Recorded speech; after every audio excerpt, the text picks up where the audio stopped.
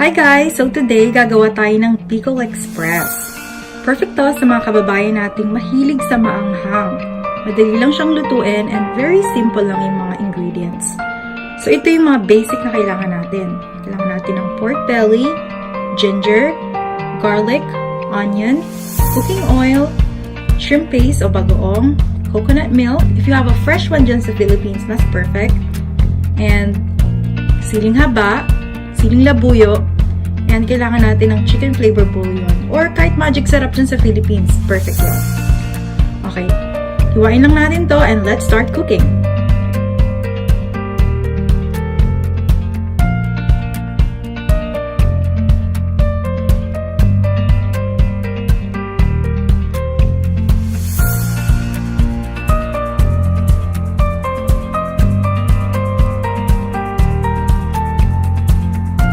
So first, ang gagawin muna natin ay ipiprito muna natin yung pork para medyo crispy siya ng kaunti. So dito na ako naglagay na ako ng oil sa kawali, may mantika, konting mantika. Ipiprito na natin yung pork.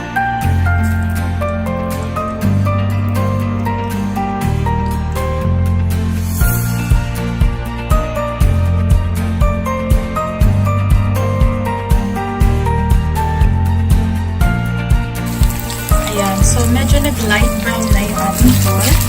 So, medyo natin ko siya ng very light. So, pwede na natin siya hawakan.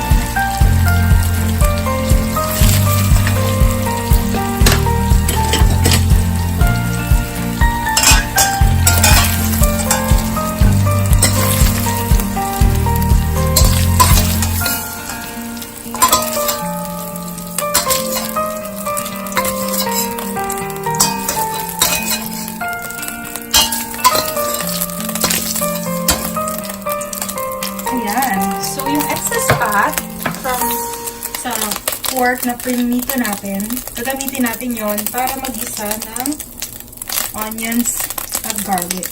So, onion muna.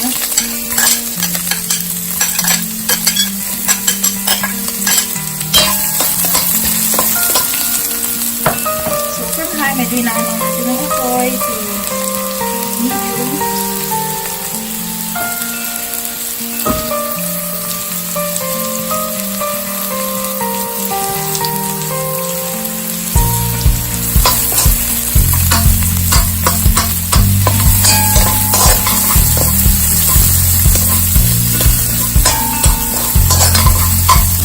Sunod natin yung garlic.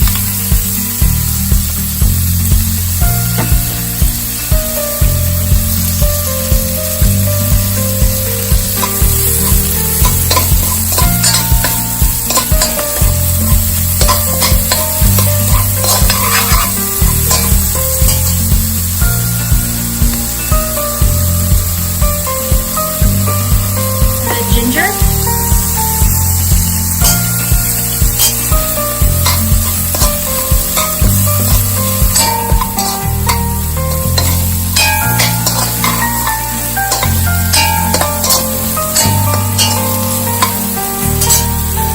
Pwede natin lagay mga sili. Siling labuyo. Bang-bang na mga besh.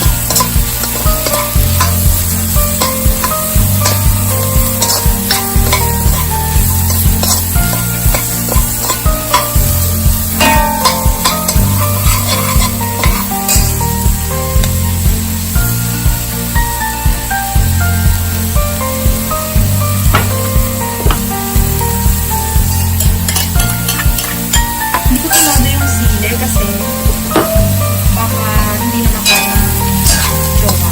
Kaya very light.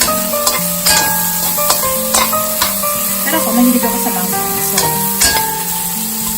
gusto ko mas more of siling labuyo.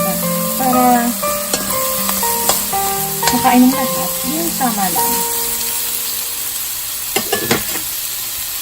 So, lagyan na natin yung pork.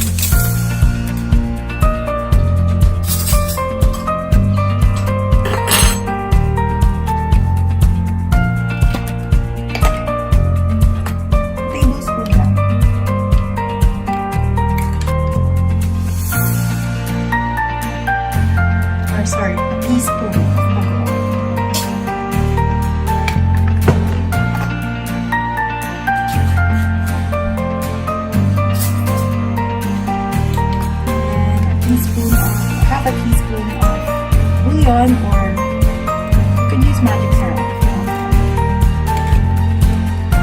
So, ayan na. Kumukulo na siya. Pwede na natin siyang i-serve. So, dapat may konting presentation. Let's go! May pa-project pang ganyan. O, diba? So, sana gawin yun sa dinner nyo or sa lunch. Or even breakfast if you want it. Go push. Walang kukontra sa'yo din. I hope you enjoyed the video and click subscribe and like. Bye-bye!